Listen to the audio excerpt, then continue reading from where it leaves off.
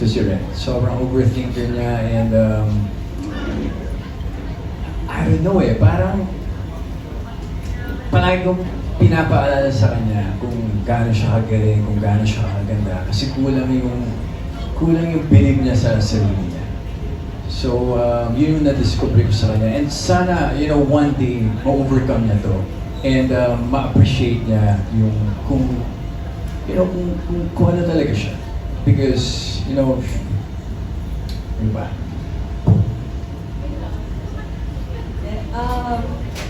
Ako naman po, na-discover ko kay Joseph.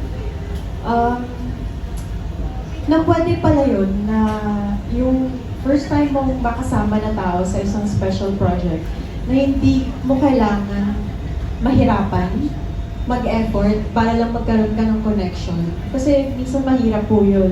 Totoo talaga. As in, hindi lahat ng nakakasama ko parang makakasundo mo kagad or mahirapan ako makipag-connect kahit yung mga simpleng makipag-usap lang or mag-aral lang ng script, ganyan.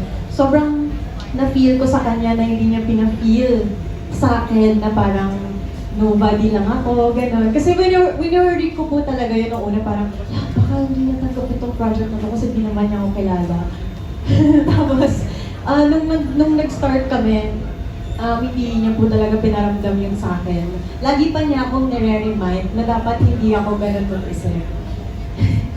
Kaya tama naman yung sinabi niya. Malaking tulong po talaga yung ganitong klaseng connection and friendship namin kung bakit naging comfortable enough din ako sa set and to portray my character well kasi binigay niya din sa akin yun na hindi ko kailangan mag-overthink, relax ka lang, you can do this, ganyan. So, masasabi ko na may special friendship between us and masaya na may ganun on set, na may kakampi ka, yung ganun po.